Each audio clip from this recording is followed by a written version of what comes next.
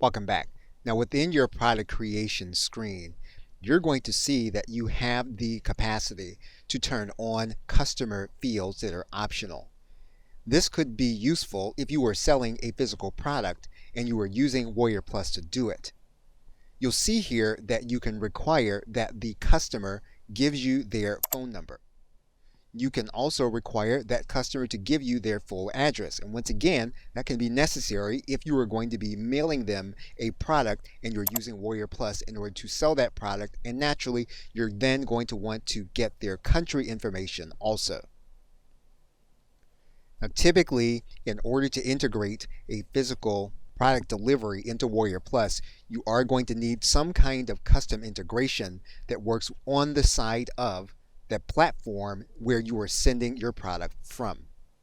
However, if you are mailing this product from your home office to the individual, you can also collect this information. Now, when the individual comes to your button, you'll see here that the individual will need to write in their name, their email address, and then their mailing information in order to purchase your product. Okay, so with that, thanks, and I will see you in another video.